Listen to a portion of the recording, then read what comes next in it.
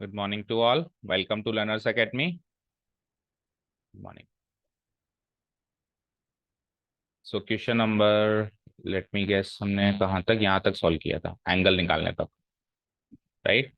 Exercise number 10.3, वैसे 9.3 हो जाएगी ये क्योंकि एक चैप्टर भी ओमिट हो गया। 9.3 लिखो फिर as per the new book. ठीक है, उसमें हमने 9 तक सॉल्व कर लिया। That means angle between two lines वाला कॉन्सेप्ट हमने सॉल्व किया था लास्ट। आज क्वेश्चन नंबर 10 से स्टार्ट करना है।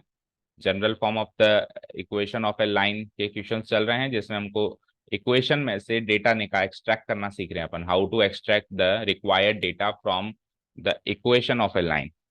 ठीक है, इक्वेशन लाइन की एक इक्वेशन में उसका सारा डेटा छुपा रहता है।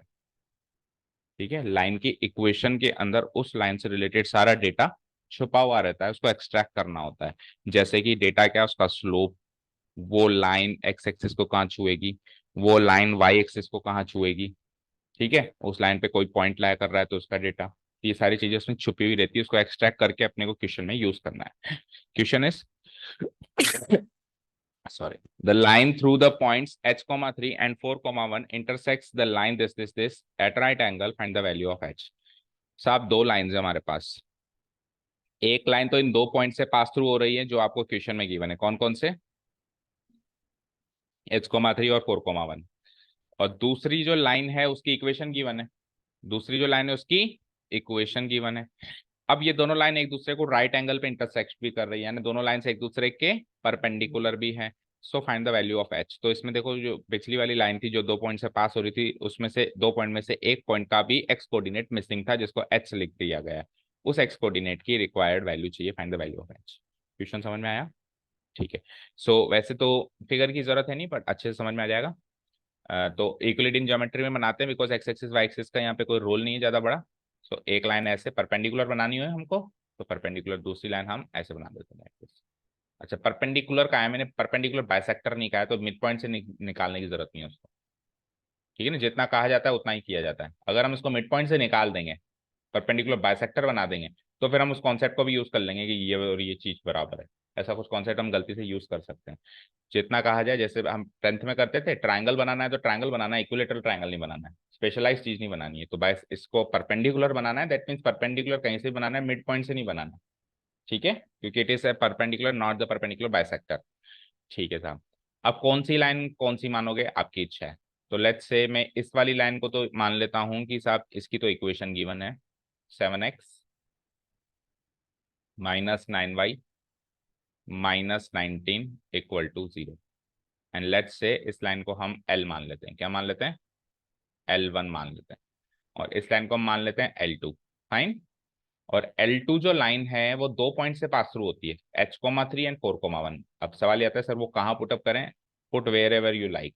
उसका कोई कॉन्सेप्ट मत लगाना, ऐसे नहीं लगाना कि ये ऊपर ये नीचे, क्योंकि हमने इसको यूक्लिडियन ज्योमेट्री में बनाया, कार्टेशियन ज्योमेट्री में नहीं बनाया, कोऑर्डिनेट ज्योमेट्री में नहीं बनाया, जिसमें हमको एक्सिस के हिसाब से सोचना पड़ेगा कि 4,1 कौन सी एक्सिस में लाया करेगा, ये सब हमको नहीं सोचना है। So put wherever you like, दोनों लाइन के ऊपर है, तो यहाँ पुटअप कर देते हैं।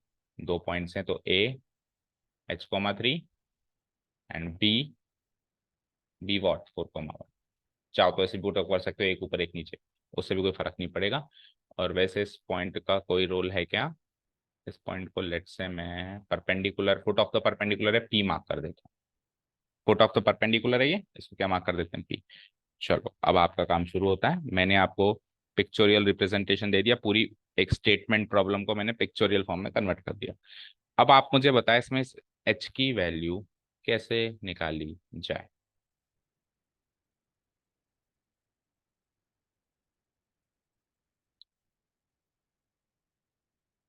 मैं निकाल दूंगा, आप बस स्ट्रेटेजी बता दो मुझे। इस लाइन की टू पॉइंट फॉर्म से इक्वेशन बना दें, ओके बना सकते हैं, सही बात है। आगे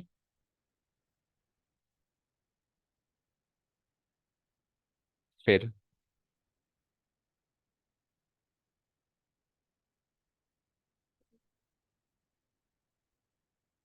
बताओ साक्षी। दोनों का स्लोप निकाल लेंगे, यस। और फिर बोलो साक्षी, कोई और तरीका? सौम्य वाला तरीका भी ठीक है, बट आपका दिमाग क्या कहता है? क्योंकि आपका दिमाग बहुत अच्छा चलता है स्ट्रेट लाइंस में। एक दो क्वेश्चन में बहुत अच्छे अच्छे लॉजिक से इसने सॉल्व करवाया है, लास्ट की कुछ एक दो क्लासेस में। होता है कई बार कोई चैप्टर आ जाता है पसंद। बताओ, आपका दिमाग कुछ और एक्स्ट्रा कहता है? प्रियांशु, आप बताओ।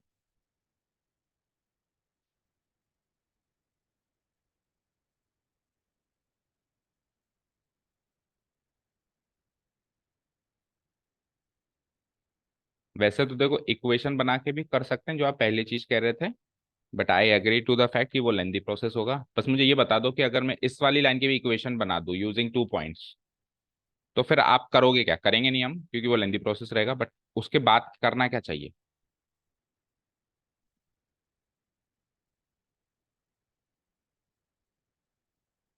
उसके बाद करना क्या चाहिए?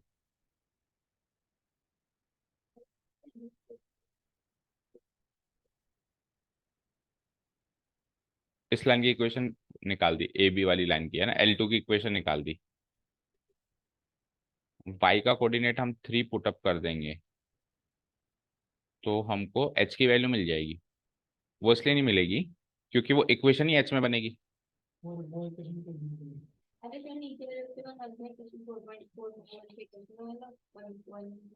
तो 4,1 के साथ स्लोप है आपके पास।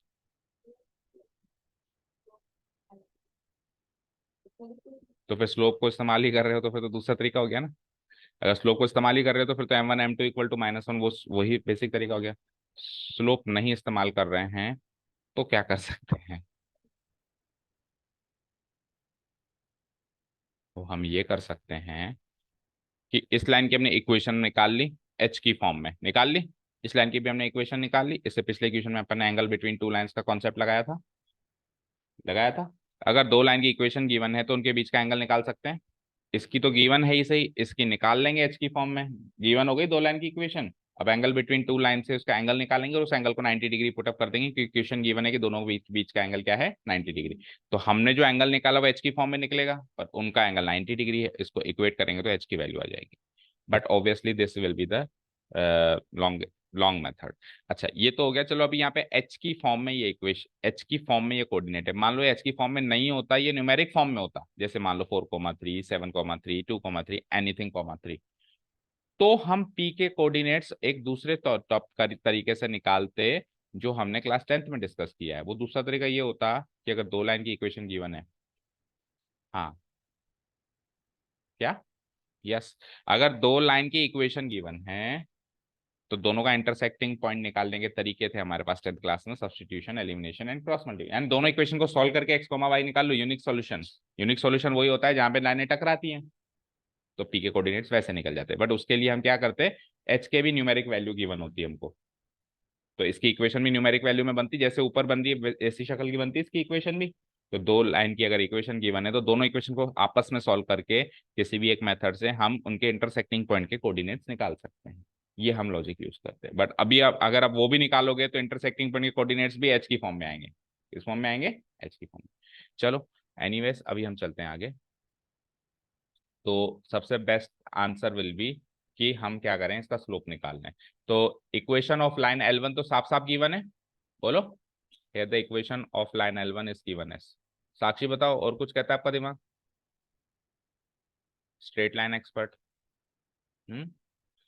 Line L1 is given as, what is the equation given? 7x -9y। और क्योंकि मुझे इक्वेशन निकालनी है तो मैं -19 को उधर पहुंचा दूं। ओह, स्लोप निकालना है तो -19 को मैंने कहा पहुंचा दिया उधर, क्योंकि स्लोप कैसे निकालते हो आप? y equal to M X plus C में कन्वर्ट करने से निकालते हो। बोलो।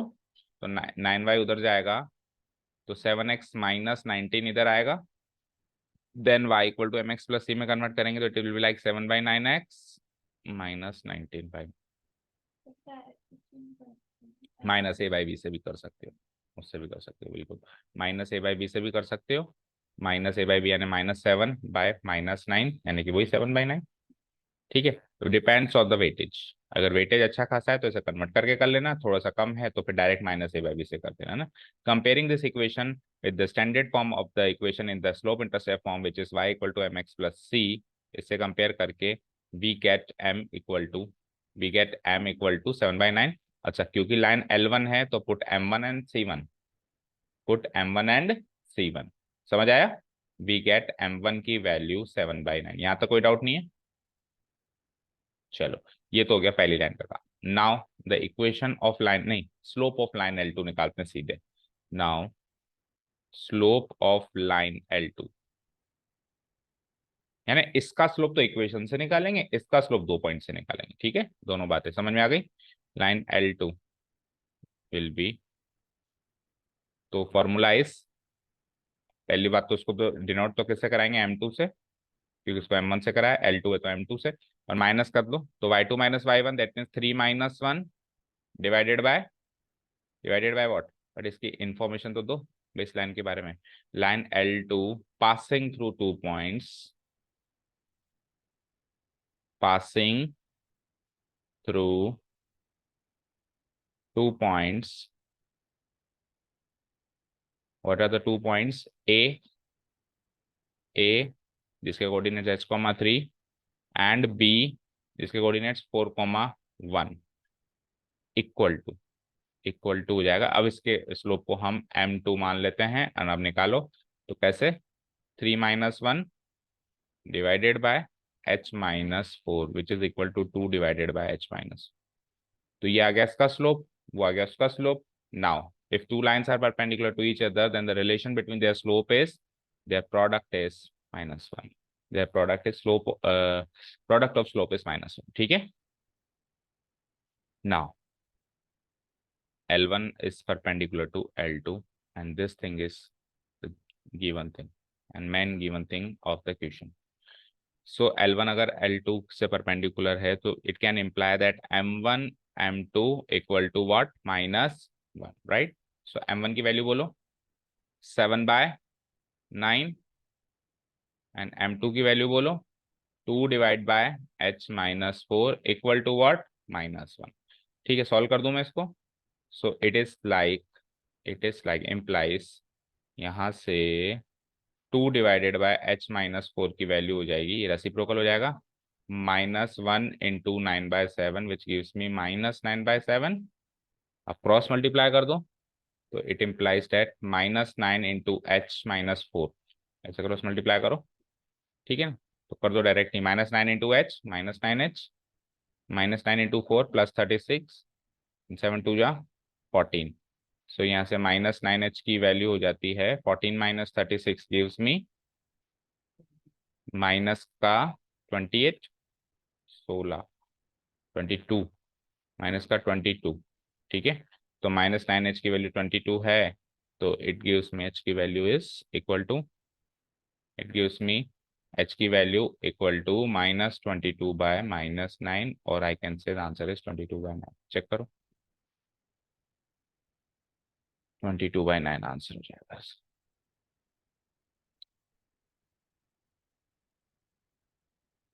करेक्ट, ओके, ठीक है। पिछले क्वेश्चन में हम एक चीज डिस्कस कर रहे थे, मैंने कहा था घर से सोच के आना, क्या नहीं हुआ, साइन रिवर्स से नहीं हुआ, आपने ट्राई किया था। अब एक्चुअली इसमें पता है क्या होगा, कॉन्जुगेट करना पड़ेगा। क्या करना पड़ेगा, कॉन्जुगेट। देखो लास्ट एक्सरसाइज में साक्षी एंड मैंने कुछ एक नई रिसर्च निकाली थी। देखो क्या, कि अगर दो लाइंस पैरेलल हैं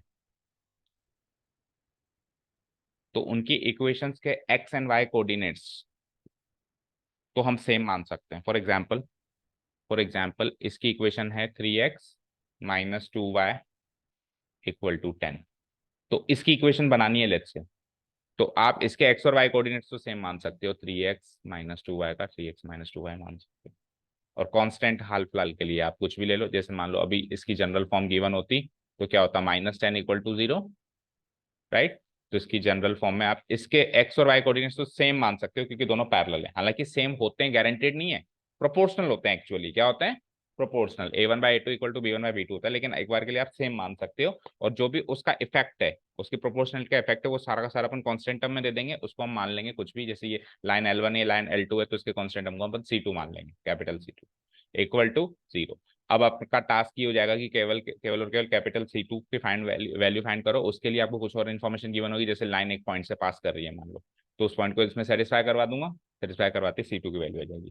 तो ये तो था पैरेलल लाइन के लिए, लेकिन फिर हम अटके इस जगह पे आके कि कल को अगर लाइन पैरेलल ना है और क्या है, परपेंडिकुलर है, क्या है, परपेंडिकुलर, तो लेट्स से अब लाइन दूसरी ले ली मैंने, परपेंडिकुलर ले ली, तो फिर ये वाला लॉजिक परपेंडिकुलर लाइंस के लिए कैसे अप्लाई करेंगे हम। तो let's say the line is perpendicular like this. तो अब इसकी इक्वेशन अगर गिवन है तो इसकी इक्वेशन ऐसे, जैसे अभी अपन ने उसकी मान ली, एक्स और वाई कोऑर्डिनेट सेम मान के और कांस्टेंट टर्म C2 मान लिया, ऐसे इसमें भी कुछ ऐसा कुछ मान सकते हैं क्या। तो उसमें हम क्या करेंगे, ध्यान से सुनिएगा। पहली चीज तो हम इसके कोएफिशिएंट्स को करेंगे एक्सचेंज। 3x - 2y था, तो क्या कर दूंगा मैं, 2x तो यहाँ लिख दूंगा, 3y यहाँ लिख दूंगा। The next thing is to make the conjugate of this whole thing. Conjugate का मतलब अगर यहाँ माइनस है तो यहाँ प्लस, दैट्स इट। अब आप कांस्टेंट टर्म जैसे पहले ले रहे थे C2 ले लो, अब सॉल्व हो जाएगा। मतलब पहली टर्म का साइन नहीं बदलना, दूसरी टर्म का अपोजिट साइन कर देना। और अगर आपको यकीन ना हो तो इसके स्लोप और इसके स्लोप को निकालो, प्रोडक्ट -1 आ रहा है कि नहीं आ रहा है, चेक करते हैं। इसका स्लोप क्या होगा, -a/b से -3/-2। इसका स्लोप क्या होगा, -a/b से -2/3। इन दोनों का प्रोडक्ट -1 आएगा क्या, देखो वो तो 3/2 ही हो गया। अब 3/2 इंटू -2/3 का प्रोडक्ट -1 आएगा कि नहीं आएगा, बिल्कुल आएगा, आएगा, आएगा नहीं आएगा बताओ। तो अब कर लेंगे अब ऐसा काम। अगर एक एक लाइन की स्लोप इक्वेशन गिवन है, तो अगर दूसरी लाइन परपेंडिकुलर है तो उसकी इक्वेशन बनाने का सिंपल सा तरीका है, एक्स और वाई कोऑर्डिनेट तो एक्सचेंज करो, मतलब न्यूमेरिक पार्ट साइन को छोड़ के 3 और 2 को एक्सचेंज करो। और साइन कैसे डिसाइड करोगे, एक्स का तो सेम रखो, नो चेंज। कॉन्जुगेट करने का मतलब समझते हो ना, a+b का कॉन्जुगेट क्या होता है, a-b, a-b का कॉन्जुगेट क्या होता है, a+b। तो आप एक्स का तो सेम रखो, वाई का उल्टा कर दो, माइनस है तो प्लस, प्लस है तो माइनस, दैट्स इट, इतना कर दो आप, ठीक है। अब उससे सॉल्व करना, दोनों साइन रिवर्स नहीं करने, दोनों साइन रिवर्स नहीं करने, केवल और केवल बाद वाले का साइन रिवर्स करना। क्लियर है अभी, चले नेक्स्ट। आपने इसको भी माइनस कर दिया ना, फिर तो नहीं आएगा, इसको प्लस ही रखो, इसको नहीं। चलो नेक्स्ट क्वेश्चन कौन सा था, 11th, let's see the 11th one. Prove that the line through the point x1 y1 and parallel to this is this। बड़ा सरल सा क्वेश्चन है। एक ऐसी लाइन जो कि एक पॉइंट से गुजर रही है और इस लाइन के पैरेलल है, उसकी इक्वेशन ये बनेगी, ऐसा प्रूव करना है। तो वेरी इजी, एक पॉइंट गिवन है, इधर से स्लोप निकाल लो, पॉइंट और स्लोप को यूज करके इक्वेशन बना दो, इक्वेशन यही बनेगी, ये वेरीफाई करना है। बोलो समझ आया, फटाफट से निपटाओ उसमें। मान लो ये लाइन L1 है, तो L1 की इक्वेशन क्या गिवन है, the equation of line L1 is given is this, the equation of line L1 is given as this।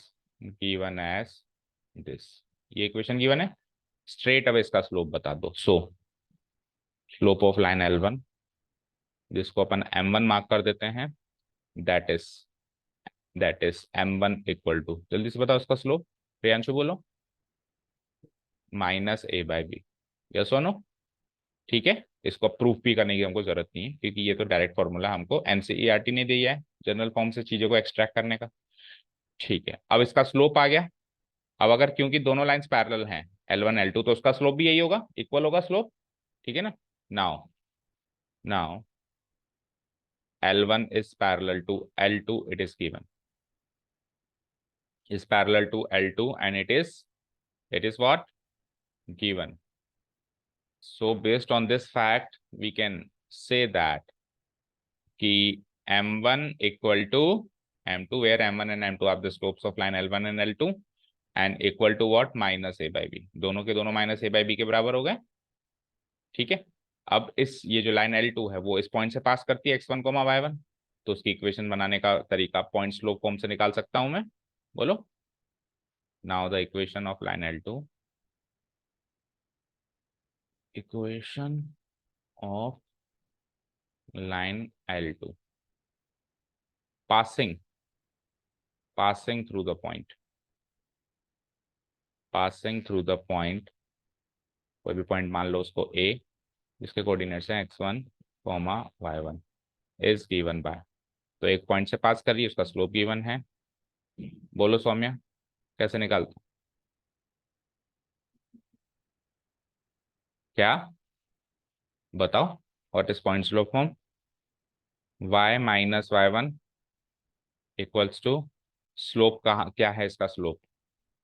m2 into x minus x1। Now put the value of m2 और y1 x1 तो same ही रहेगा, क्योंकि वो उसी form में चाहिए हमको, और उसी फॉर्म में फॉर्मूला में भी उसी फॉर्म में होता है वो तो just put the value of m and you will get your answer. y minus y1 equal to m2 की वैल्यू बोलो minus a by b into x minus X, को सॉर्ट आउट कर दें हम, b को उधर a को उधर, तो b into Y B Y,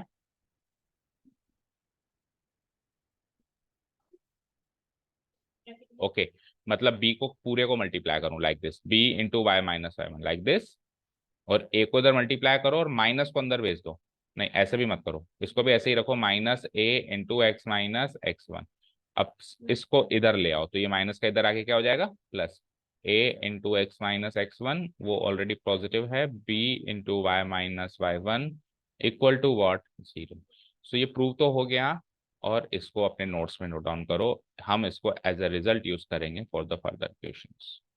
एक ऐसी लाइन की इक्वेशन जो एक पॉइंट से पास थ्रू हो रही हो, और उसका और और एक ऐसी लाइन के पैरेलल हो जिसकी equation A X plus B Y plus C equal to zero given हो, तो हम उसकी इक्वेशन कैसे बना सकते हैं?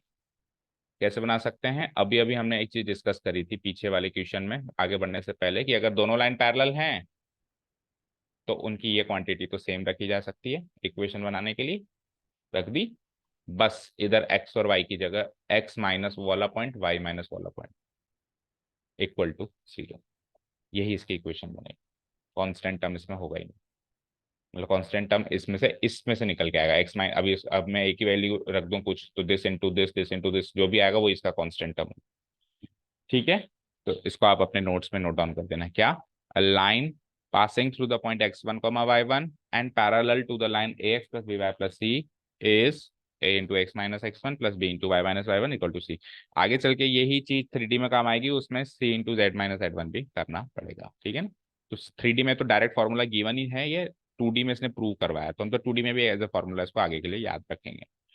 चले नेक्स्ट 12th वाला, two lines passing through the point 2 comma 3 intersect each other at an angle of 60 degree if slope of line L2 is 2 find the equation of the other line। बड़े आपको question बड़े carefully read करना है, किसका slope given है, क्योंकि हर एक question में दो लाइंस का जिक्र है, हर एक क्वेश्चन में क्या है, दो लाइंस का जिक्र है, तो हम गलती से उसकी इक्वेशन निकालनी है, उसकी निकाल ली, स्लोप उसका गिवन है हमने उसका मार्क कर दिया, तो गलती हो जाएगी। देखो क्या कह रहा है, दो लाइंस, सबसे पहली चीज तो एक दूसरे से 60 डिग्री पे टकराती है, पहली चीज। दूसरी चीज, एक लाइन तो इससे पास करती है, अच्छा, दोनों लाइन इससे पास करती है, समझ आया? अब दोनों लाइन इससे पास करती है, दैट मीन्स 2,3 उनका इंटरसेक्टिंग पॉइंट है, क्योंकि दो लाइंस ज्यादा से ज्यादा एक ही पॉइंट पे टकरा सकती है, ऐसा पॉसिबल नहीं कि दो लाइन दो पॉइंट्स पे टकरा रही है। समझ आ रहा है भाई? दो लाइंस या तो टकराएंगी नहीं, और टकराएंगी तो ज्यादा से ज्यादा एक ही पॉइंट पे टकराएंगी मैक्सिमम, जिसको हम यूनिक सोल्यूशन बोलते हैं, ठीक है? और 60 डिग्री के एंगल पे ये इंक्लाइंड है दूसरी लाइन, सो ये वाला होगा intersecting point, and this angle will be what, 60 degree, ठीक है? बोलो समझ आया? 60 डिग्री, एंड दिस, इसको हम इंटरसेक्टिंग पॉइंट को लेट से पी मान लेते हैं, कितना गिवन है, 2,3, यहाँ तो कोई डाउट नहीं है। अब ध्यान से देखना किसकी स्लोप गिवन है, किसकी इक्वेशन गिवन है, तो ऐसा फिक्स तो है नहीं कि L1 है या L2, हम हमारे हिसाब से ले सकते हैं किसी को भी L1 L2, तो हमने ले लिया इसको L1, इसको ले लिया L2, बस द पॉइंट इज दैट कि एक का स्लोप गिवन है, एक की इक्वेशन पूछी है, अदर लाइन कह दिया ना उसने, अदर लाइन, भाई जिसका स्लोप गिवन है उसकी इक्वेशन मत बताना, उसके दूसरी लाइन की इक्वेशन बताना, तो आपकी मर्जी, किसी का भी स्लोप 2 मान लो और किसी भी दूसरी की इक्वेशन निकाल लो। अगर आपने ब्लू वाली लाइन के स्लोप 2 माना है तो आपको रेड वाली लाइन की इक्वेशन निकालनी है, अगर आपने रेड वाली लाइन का स्लोप 2 माना है तो आपको ब्लू वाली लाइन की इक्वेशन निकालनी है। सो लेट्स से हम इसका स्लोप मान लेते हैं 2, m1 इक्वल टू 2, फाइन। तो अब इस वाली लाइन की आपको इक्वेशन पता करनी है, ये इक्वेशन सेट हो गया हमारे लिए, बताओ इक्वेशन मार्क, चलो स्ट्रेटेजी बताओ।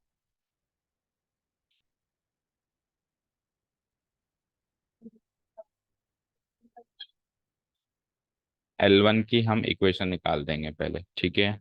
कैसे निकालेंगे वो भी बताओ ना।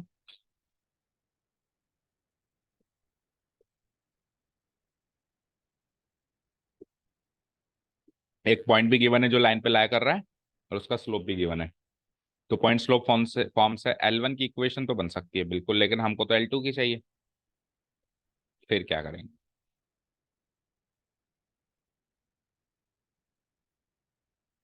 वो तो स्लोप का कनेक्शन होता है। आप अभी तो करो इक्वेशन बनाओ। पहले इक्वेशन बना के क्या करूंगी बताओ। What is the significance of equation of line L1? उस वो इक्वेशन हमको क्या काम करेगी?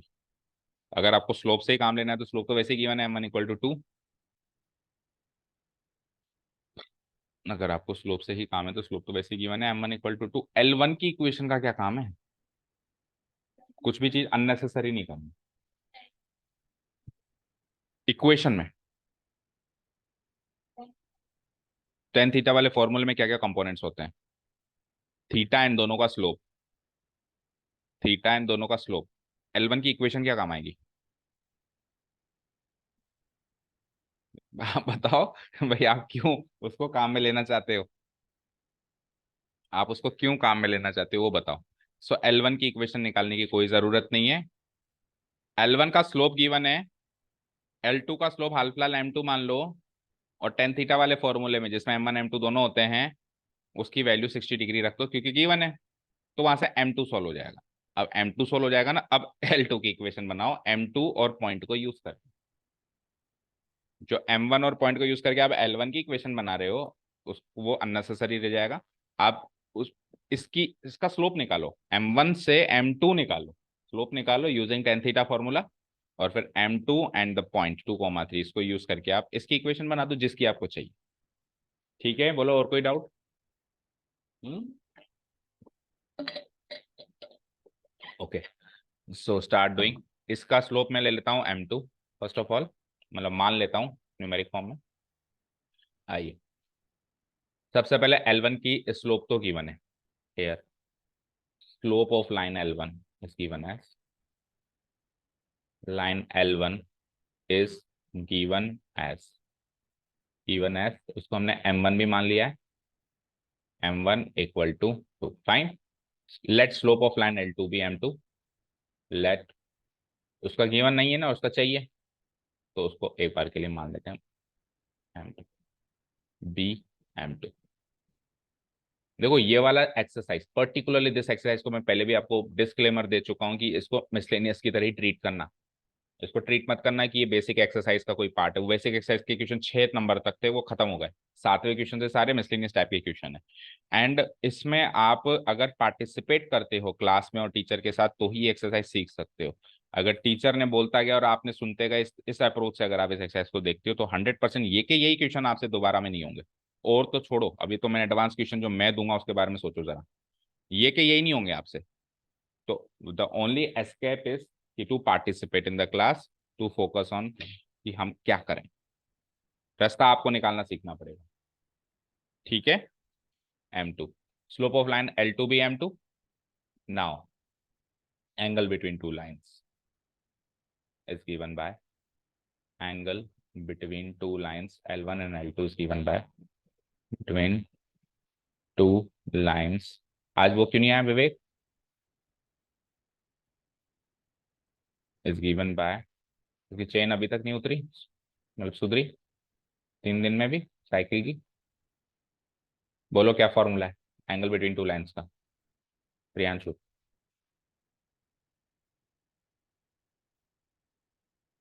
हम्म। अब बताओ ऐसे कैसे पास पड़ेगा? एडवांस तो छोड़ो, आपको तो बेसिक फॉर्मूला भी याद नहीं है। हम्म। पढ़ाई कर ही नहीं रहे हो क्या इन दिनों, बताओ? किस चीज में ध्यान है आपका? आप तो कोई टूर्नामेंट वगैरह भी नहीं जाते हो, फिर पढ़ाई क्यों नहीं हो पा रही है? क्या प्रॉब्लम क्या है बताओ? प्रॉब्लम बताओ भी सर, ये प्रॉब्लम आ रही है इसलिए पढ़ाई नहीं हो पा रही। कुछ तो कर ही रहे होंगे ना, आदमी अपना टाइम कहीं तो इन्वेस्ट करता ही है। बोलो, बोलो कहाँ जा रहा है टाइम? मैं बताऊं? मोबाइल में, उसी में जा रहा है ना? बोलो।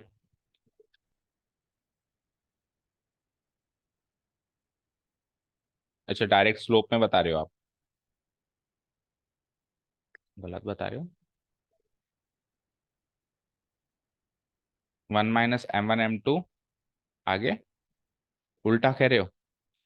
आप cot of A minus B का फॉर्मूला लगा रहे हो, हम tan of A minus B का फॉर्मूला लगाना है।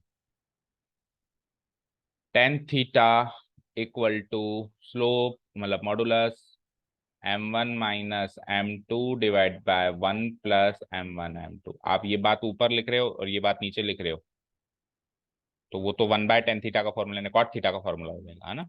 सो डायरेक्ट tan थीटा का फॉर्मूला यूज करो, क्योंकि हमको भी पता है कि जब जब कॉट थीटा यूज करना होता है, चाहे से आप कितनी भी फास्ट करो, अंदर में तो एक बार आपने tan थीटा ही सॉल्व किया है।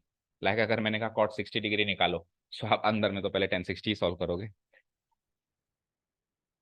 कॉट 6, बेटा मैंने कहा कॉट 60 डिग्री सॉल्व करो, तो आपको कॉट 60 कितना भी जल्दी आप बता दो, जैसे आपने 1 सेकंड में आंसर दिया, लेकिन हर कोई पहले अपने मन में tan 60 को सॉल्व करता है। तो अगर मैं इसका रेसिप्रोकल कर दूं तो वो कॉट थीटा हो जाएगा ना? अगर मैं कॉट थीटा कर दूं तो ये 1 + M1 M2 ऊपर, बोलो, एंड M1 - M2 नीचे, बोलो। तो अगर आप ये फॉर्मूला यूज कर रहे हो तो आप कॉट थीटा यूज कर सकते हो, आंसर आपका आएगा उससे भी। बट कॉट थीटा क्यों यूज करना, जब हम कॉट थीटा के लिए टेन थीटा को यूज करते हैं। जब कॉट थीटा को ही सॉल्व करने के लिए अंदर में हम टेन थीटा को यूज कर रहे हैं, तो अब फॉर्मूला कॉट थीटा में क्यों बनाए? उल्टा अगर कॉट थीटा में होता तो मैं टेन थीटा में बनाता, जब है ही टेन थीटा में कॉट थीटा में क्यों? ये कहने का पॉइंट है मेरा, समझ गए? आप इस फॉर्मूला को यूज कर सकते हो, नो डाउट। बट हम क्यों करें कॉट थीटा का फॉर्मूला? हम टेन थीटा का ही करेंगे ना सीधा, उल्टा क्यों यूज करें? सो आइए, ये टेन थीटा हो गया, ये फॉर्मूला हो गया। अब आ जाइए यहाँ पे, दैट इज वैल्यूज पुटअप करो। थीटा की वैल्यू क्या है, गिवन है हमको, है ना? tan θ = 60 डिग्री, मतलब θ = 60 degree, that means tan 60 degree. Modulus M1 की वैल्यू क्या है, 2 - M2 तो मिसिंग है, 1 + M1 की वैल्यू अगेन क्या है, 2, और M2 तो मिसिंग है। इसके आगे हम रीजन दे देंगे, because theta is given in the question as 60 degree, because θ = 60 degree सामने लिख दो, गिवन है, या पहले लिख दो कि थीटा इज गिवन है 60 डिग्री, कहीं भी इसको एक बार बता देना। चलो जी, tan 60 बताओ क्या होता है, √3। और मॉडुलस से जब हम सॉल्व करते हैं चीजों को तो प्लस और माइनस दोनों में सॉल्व होती है, बोलो। तो एक बार तो हो जाएगा 2 माइनस, मतलब चलो एक बार मैं प्लस और माइनस लिख देता हूँ इसका, प्लस और minus 2 - M2 divided by 1 + 2 M2, right? अब एक बार आप √3 की वैल्यू प्लस में निकालो, एक बार √3 की वैल्यू माइनस में निकालो, निकाले? तो √3 की वैल्यू प्लस में निकालूंगा तो 2 - M2 डिवाइडेड बाय 1 + 2 M2 होगा, यस और नो, बोलो। और लगा दो बीच में, और जब इसको माइनस में सॉल्व करेंगे तो √3 इक्वल टू, माइनस में सॉल्व करेंगे तो 2 - M2 M2 - 2 हो जाएगा, बताओ, बोलो भाई, कैसे चुप हो गए? से एग्री, यस और नो। और कहीं पर भी अगर आप एग्री नहीं करते हो कि सर नहीं मैं एग्री नहीं हूँ इस चीज से, तो आप बताओ कि सर मैं एग्री नहीं हूँ, तो उसका सॉल्यूशन यहाँ का यहीं देंगे, कुछ भी डाउट लेके आगे मत चलो। एक क्वेश्चन में एक दिन में 5 क्वेश्चन सॉल्व नहीं हो रहे, 3 क्वेश्चन ही सॉल्व हो रहे हैं, कोई प्रॉब्लम नहीं है, बट यहाँ से डाउट लेके आगे चले गए तो ट्वेल्थ में बड़ी प्रॉब्लम आएगी। बोलो, कोई डाउट है क्या यहाँ तक? एक बार प्लस में सॉल्व किया, एक बार माइनस में सॉल्व किया। प्लस में सॉल्व किया तो 2 - M2 as it is, minus में सॉल्व किया तो फ्लिप हो गया, वो M2 - 2 हो गया, डिनोमिनेटर सेम। ओके, अब दो इक्वेशन आएंगी, यानी M2 की दो वैल्यू आने वाली है। अब M2 की दो वैल्यू क्यों आ रही है सर, उस पर भी हम चर्चा करेंगे, पहले निकाल लेते हैं क्या आ रही है M2 की दो वैल्यू, यहाँ से अलग आएगी और यहाँ से अलग आएगी। सो नेक्स्ट पेज पे चलो, यहाँ से M2 की वैल्यू निकालो, सो क्रॉस मल्टीप्लाई कर दो, करो जरा। सो √3 × 1 √3, बोलो, then √3 × 2 M2 is 2 √3 M2 plus में, let's see the numerator part तो सेम ही रहेगा, 2 - M2। और लगाया बीच में, चलो दूसरे पार्ट पे चलते हैं। √3 × 1 अगेन √3, मतलब सेम ही हो जाएगा, तो √3, क्योंकि डिनोमिनेटर तो सेम ही है ना, और जो न्यूमरेटर पार्ट है वो फ्लिप होके मिल जाएगा M2 - 2। ठीक है, अभी यही होगा। चलो यहाँ से और वहां से दोनों से हमारा काम है m2 निकालना। तो इसको इधर ले आओ, उसको उधर ले आओ, तो it is like 2√3 m2 plus m2 equal to 2 - √3। इधर से बोलो क्या होगा, इधर से क्या होगा, m2 को इधर ले आए तो वो दोनों नेगेटिव हो जाएंगे। सो इससे अच्छा इसको इधर ले आओ, इसको तो पॉजिटिव बनाओ ना। सो ये क्या हो जाएगा, √3 - 2, √3 + 2 तो इधर आ जाएगा, और वो हो जाएगा m2 - 2√3। एंड एक्सप्रेशन को इजी बनाने की कोशिश किया करो, आपके पास दोनों ऑप्शन है ना चीजों को इधर उधर लेके जाने का। सो यहाँ से m2 कॉमन अगर ले लें तो आंसर हो जाएगा 2 - √3, यहाँ से 2√3 + 1। और यहाँ से m2 की वैल्यू अगर निकालें तो √3 + 2 तो बन जाएगा डिनोमिनेटर, ठीक है ना। 2 + √3 लिखो तो ज्यादा बेहतर है, क्योंकि 2 एक बड़ा नंबर है, √3 एक छोटा नंबर है कंपैरेटिवली, है ना। 2 + √3, और यहाँ से m2 कॉमन लिया तो 1 - 2√3, दोनों जगह रैशनलाइजेशन प्रोसेस चलाइए।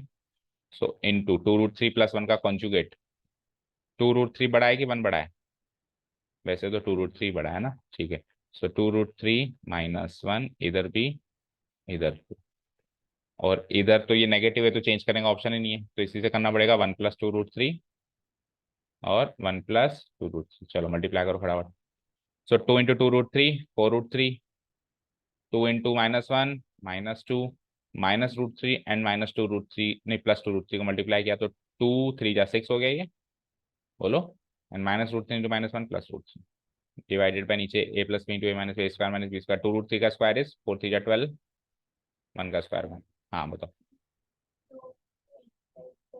हाँ, हमसे क्या पूछा है उसने, find the equation of the other line. Yes, फिर तो हम वही करेंगे। शायद मेरे को ये याद रह गया कि हमको स्लोप निकालना है, स्लोप नहीं निकालना, हमको इक्वेशन निकालनी है, राइट। तो हमको वैसे भी इक्वेशन नहीं निकालनी है, तो हम रैशनलाइज क्यों करें, सही बात है, डायरेक्ट पुट ऑफ करो फिर।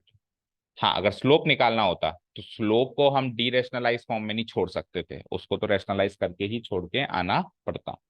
बट क्योंकि इक्वेशन निकालनी है तो इसको अभी आगे प्रोसेस करना है, तो हम रैशनलाइज फॉर्म को प्रोसेस करेंगे या डी रेशनलाइज प्रोसेस को फॉर्म रैशनल प्रोसेस करेंगे, तो क्या ही फर्क पड़ेगा, ठीक है। So equation of line L2 is given by, so equation of line L2, तो इक्वेशन भी दो बनेगी, बोलो। पासिंग थ्रू, कौन से पॉइंट से पास करती है, उनका यूनिक सॉल्यूशन वाला पॉइंट कौन सा था, 2 3 पासिंग थ्रू, उसको हमने P मार्क कर दिया था, the point P 2 3 is given by, ठीक है। लेट्स सी आगे हम क्या कर सकते हैं इसमें, बताओ। स्लोप गिवन, पॉइंट गिवन, तो स्लोप पॉइंट फॉर्म यूज करें हम, y - y1 क्या है 3 इक्वल टू m2, या फिर एक बार चलो फॉर्मूला लिखते हैं, m2 इंटू x - 2, इधर भी होगा ऐसे ही, और इधर भी क्या होगा, y - 3 equal to m2 into x1। अब m2 की दो अलग अलग वैल्यूज पुटअप करो, यहाँ अलग और यहाँ अलग कर दें, ठीक है करो। सो y - 3 m2 बताओ यहाँ क्या है, 2 - √3 डिवाइडेड बाय 2√3 + 1 इंटू x - 2, और यहाँ पे y - 3 m2 की यहाँ से वैल्यू क्या है, 2 + √3 divided by 1 - 2√3 into x - 2। Fine, कोई डाउट नहीं है यहाँ तक। चलिए अब पीछे आंसर देखो कि y से 2√3 + 1 पूरा मल्टीप्लाई हो रहा है या आगे फर्दर सॉल्व हो रहा है, तो उस हिसाब से फिर हम प्रोसेस करें। पूरा मल्टीप्लाई हो रहा है तो ठीक है, तो it is like y multiplied by 2√3 + 1, ठीक है, बोलो। नहीं, y - 3 को तो अलग करवाना ही पड़ेगा, y को अलग करवा दिया और -3 को अलग करवाओ ना, क्योंकि उससे कांस्टेंट टर्म पैदा होगी। तो -3 × 2√3 क्या हो जाएगा, -3 × 2√3 हो जाएगा -6√3 होगा, एंड -3 × +1 क्या हो जाएगा, -3। इधर आओ, इधर x से मल्टीप्लाई कराऊंगा मैं, तो 2 - √3 मल्टीप्लाइड बाय x, और 2 - √3 को -2 से मल्टीप्लाई कराओ तो -2 × 2 -4, एंड -2 × -√3 +2√3। ये तो एक पार्ट सॉल्व हुआ है अभी, इधर आ जाओ, इधर भी मल्टीप्लाई कराओ तो y मल्टीप्लाइड बाय 1 - 2√3, और -3 को कराओ तो -3 बन जाए -3 प्लस 6√3। ठीक है, इधर आओ। 2 + √3 मल्टीप्लाइड बाय x -4 -2√3। बताओ, यहाँ तो कोई डाउट नहीं। अब आप कांस्टेंट टर्म्स को सॉल्व करो और एक्स और वाई टर्म्स को एज इट इज छोड़ो, एक्स को एज इट इज छोड़ो, वाई को एज इट इज छोड़ो, एक्स को एज इट इज छोड़ो, वाई बाकी कांस्टेंट वन को आपस में सॉल्व कर दो। ठीक है, तो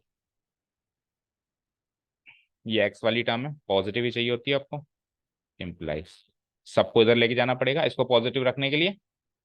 बोलो, तो 2 - √3 टाइम्स तो एक्स हो गया, ये इधर आ जाएगा तो -2√3 +1 टाइम्स वाई हो जाएगा, सब कुछ इधर जाएगा तो -4 +3, ये उसमें -1, बोलो +3 हो जाएगा।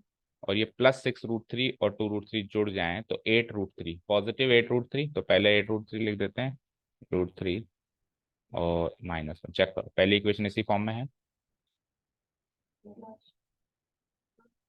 दूसरी चेक कर लो भाई पहले। ठीक है, इसी फॉर्म में है। इधर आ जाओ, इधर एक्स वाली टर्म को पॉजिटिव रखने के लिए वापस सबको इधर लेके जाएं हम। सो वो हो जाएगा 2 + √3 टाइम्स तो एक्स, ये इधर आ जाएगा तो -1 - 2√3 टाइम्स वाई। और कांस्टेंट टर्म्स को सॉल्व करो तो क्या, -3 इधर आ जाएगा तो अगेन ये -1, लेकिन ये भी माइनस हो जाएगा तो -1 -8√3, दोनों माइनस होंगे इसमें, तो एक -1 था एक पॉजिटिव था, इसमें दोनों माइनस होंगे। बताओ, चेक करो कुछ और फॉर्म में है क्या इस। हम्म,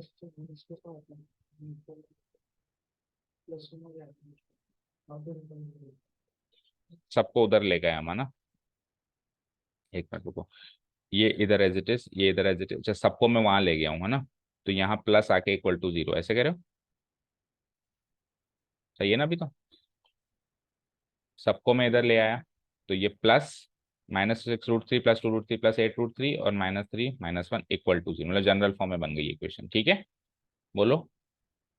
और और और और और ठीक है, इधर आओ तो इधर भी वो का वही काम होगा, ये =0 लास्ट में लगेगा, है ना। -1 -8√3 -1 -8√3 =0।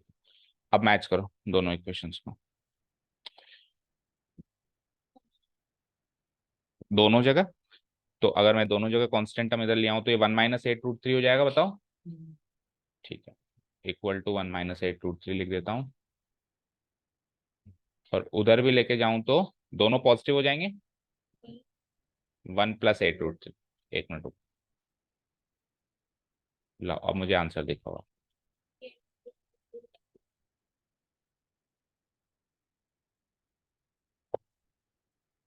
2 + √3 x, इस वाली राइट साइड वाली को चेक करो, +2√3 - 1 =8√3 + 1, एग्जैक्ट मैच है। Then √3 - 2 x, then +1 + 2√3, then -1 8√3, exact match है।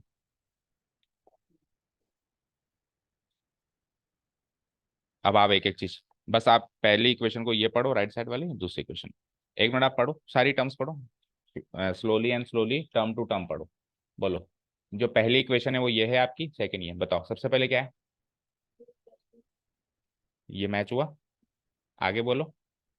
हाँ, तो माइनस को अंदर मल्टीप्लाई कराया, माइनस को अंदर मल्टीप्लाई कराया तो प्लस, ये हो जाएगा माइनस, ये हो जाएगा प्लस, तो 2√3 -1 है आपके पास, लेकिन मैं उस फॉर्म में छोड़ दूं तो कोई गुना तो नहीं हो।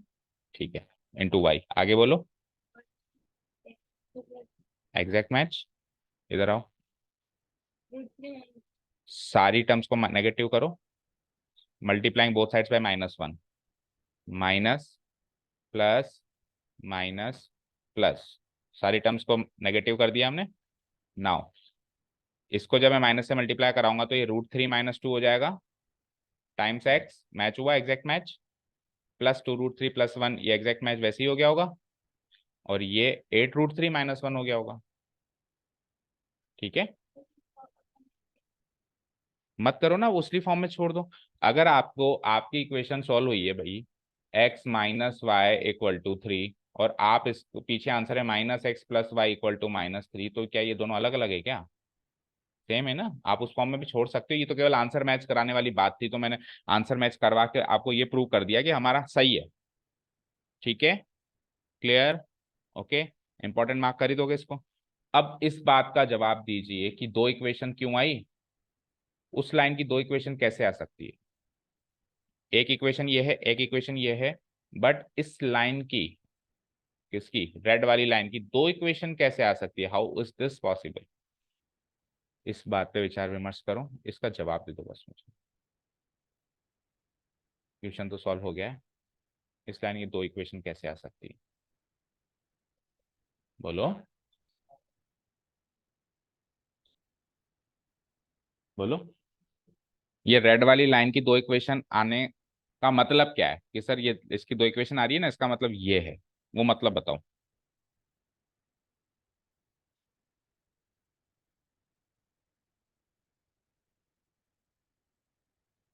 इसका मतलब ये है कि ऐसी एक नहीं, दो लाइनें हैं जो इसके साथ 60 डिग्री का एंगल बना सकती हैं। अब ये भी ऐसे क्रॉस में रखी हुई है तो समझने में दिक्कत आ रही है, मैं सीधी रख के बताता हूँ उसको। मान लो पहली वाली लाइन तो सीधी ऐसे थी, अब इससे 60 डिग्री बनाने वाली एक लाइन तो ऐसे बन सकती है, और एक लाइन ऐसे बन सकती है, ये भी तो 60 डिग्री बना रही है इसके साथ, और उसी 2,3 से पास थ्रू हो रही है। तो दो लाइनें बनी ना, तो दो इक्वेशन आएंगी दोनों की अलग अलग। समझ आया? भाई एक लाइन जो कांस्टेंट है वो तो कांस्टेंट है, अब इससे 2,3 से पास थ्रू होने वाली एक ऐसी लाइन सोचनी है जो 60 डिग्री का एंगल बनाती है। तो क्या ऐसी एक ही लाइन बनेगी क्या? ऐसी दो लाइंस बनेगी जो इसके साथ एक्यूट एंगल 60 डिग्री बनाती हैं। अब तीन नहीं बनेगी, तीसरी बना कर दिखा दूं। अगर तीसरी बनाओगे तो इन्हीं पे ओवरलैप होगी, तो ओवरलैप होगी तो सेम ही है। ठीक है, अब उस वाले फिगर में बताओ सर कहाँ है दूसरी लाइन, देखो ध्यान से देखना। इस वाले फिगर में इसके साथ 60 डिग्री बनाने वाली एक लाइन और देखो जरा, कुछ ऐसे 60 डिग्री बन गई, बन गई ना। उसी ब्लू लाइन से मैंने 60 डिग्री बनाने वाली एक और लाइन बनाई है कि नहीं बनाई है, और उसी 2,3 से पास थ्रू भी करवा रहा हूँ। तो दो लाइंस पॉसिबल हैं, इसलिए दो ही स्लोप्स आए थे, इसलिए दो ही इक्वेशंस बनी। ठीक है, क्लियर, ठीक है। चलो कितने इक्वेशंस किए अभी हमने? बस आज के दिन में टोटल ही तीन हुए हैं, तो फिर तो एक क्वेश्चन और करो। कोई क्लास है क्या अगली? अभी नहीं है। तो क्वेश्चन नंबर अभी कौन सा किया हमने? 12 किया, और टोटल कितने? ठीक है, चलो करो पहले अगला तो करो, फिर देखते हैं। क्वेश्चन अभी कौन सा करना है अपने को? 13, find the equation of the right bisector of the line segment joining the points. Question का मतलब बता दो बस मुझे।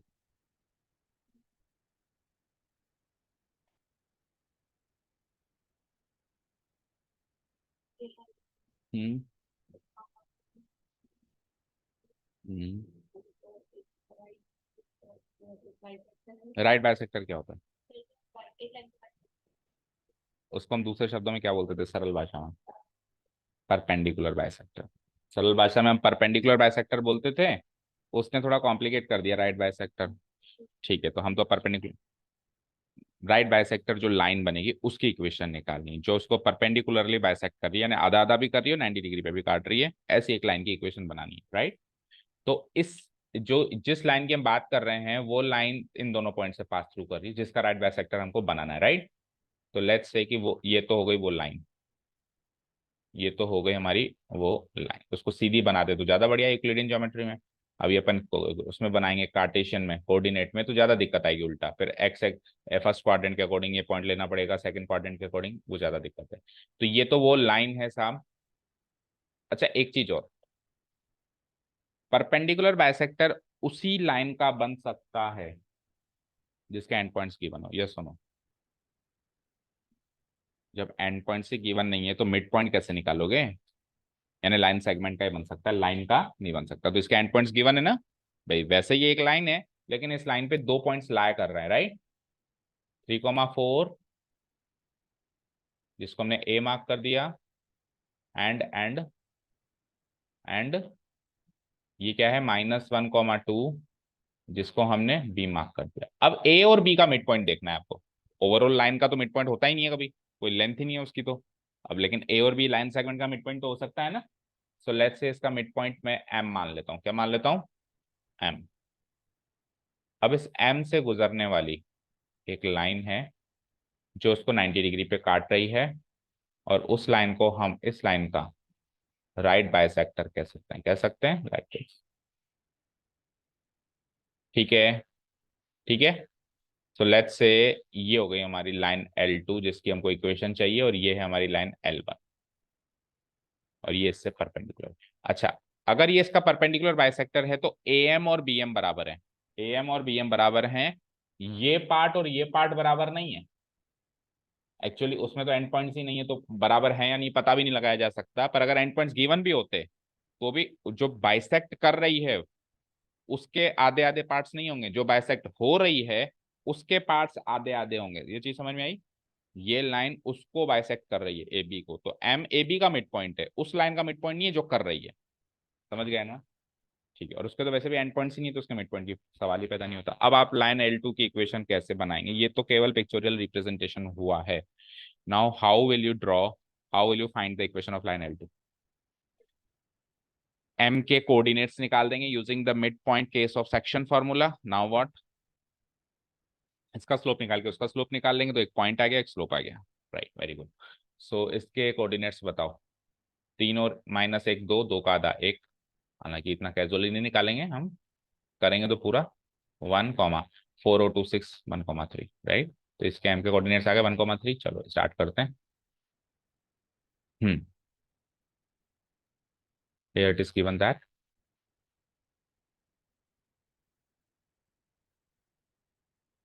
given that line L2, line L2 is the right bisector. उसने राइट बाइसेक्टर यूज किया तो आप भी राइट बाइसेक्टर वर्ड यूज करो। आगे है ये वही perpendicular bisector of line L1, of line L1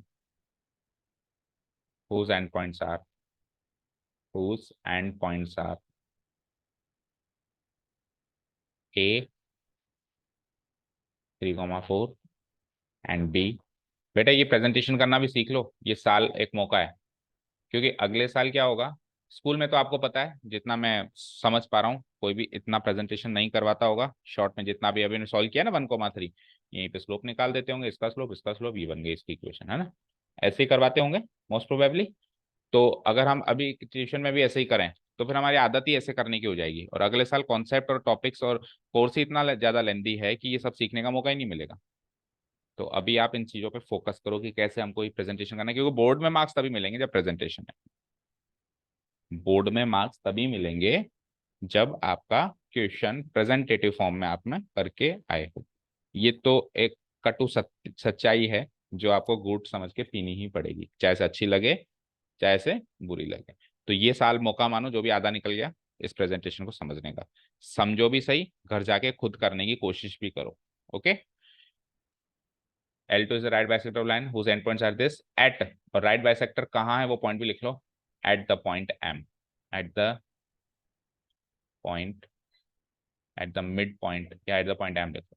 तो first of all straight away मैं इस M पॉइंट के कोऑर्डिनेट्स निकालूंगा। So coordinates of point M are. अब देखो, अगर ये पहली एक्सरसाइज का क्वेश्चन होता तो मैं पूरा सब कुछ लिखता using the mid point case of section formula the coordinates of point M are. लेकिन अब हम एडवांस बन चुके हैं तो हमको वो चीज लिखने की जरूरत नहीं, अंडरस्टूड हो गई छोटी मोटी चीजें। कैसे निकलेगा? 3+1, 3 + -1/2, कॉमा y कोऑर्डिनेट कैसे निकलेगा? 4+2/2। फाइन, इसके कोऑर्डिनेट्स हो जाएंगे। सॉर्ट आउट किया तो 2/2 यानी 1, 3। यहाँ तो कोई डाउट नहीं है। अब स्लोप निकालने दोनों का। नाउ स्लोप ऑफ लाइन सबसे पहले L1,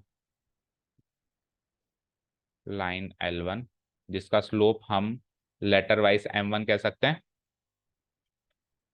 इक्वल टू, बोलो y2 - y1 यानी 2 - 4 divided by -1 - 3। So -2 - 4 gives me 1/2। ठीक है ना? Now since L1 is perpendicular to L2, so M1 M2 equal to -1, that is M1 तो निकाल लिया ना, M1 निकाल लिया 1/2 into M2 equal to -1 implies M2 equal to -2. Now अब इसकी इक्वेशन निकालें राइट बाइसेक्टर की. Now equation of line L2,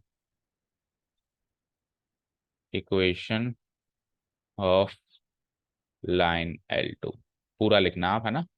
line L2 with the slope -2 and passing through the point 1, 3 is given by फ्लोरेंट slope form से y minus y1 and y1 क्या लिखूं मैं 3 into slope क्या है -2x minus x1 यानी कि 1. So what y -3 -2x + 2. तो -2x को पॉजिटिव कर दो, इधर ले आओ. सो 2x प्लस y -3 को उधर ले जाएं या 2 को भी इधर ले आए तो -5 = 0. मैच करो. is the required equation of the right bisector is the required equation of right bisector. the match हो गया. ठीक है, समझ आया. अगला क्वेश्चन होमवर्क कर सकते हो क्या, ट्राई कर सकते हो. coordinates of the foot of the perpendicular from the point this to the line this.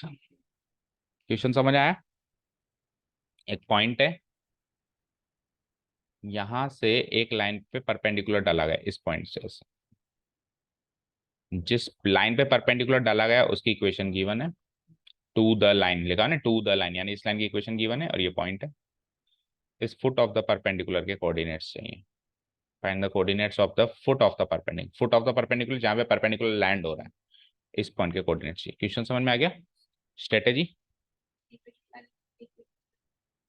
इसकी इक्वेशन निकालेंगे, इसकी इक्वेशन निकालेंगे. अच्छा, जो चीज हमने इस क्लास के स्टार्टिंग में डिस्कस करी थी, फिर यूनिक सॉल्यूशन वाले तरीके से. एनी अदर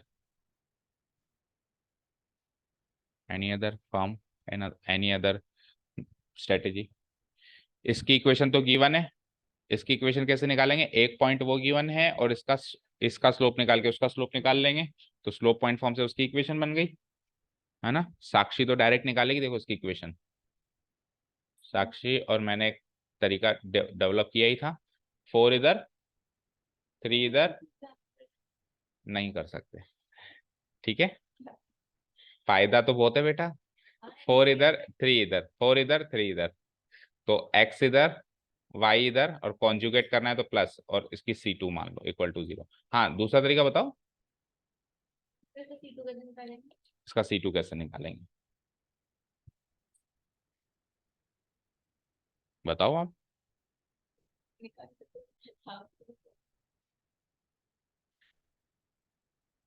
चलो, इक्वेशन निकालने के अलावा और कोई तरीका है क्या. ये तो इक्वेशन निकालने वाला तरीका हो गया, और कोई स्ट्रेटेजी मतलब different without finding the equation.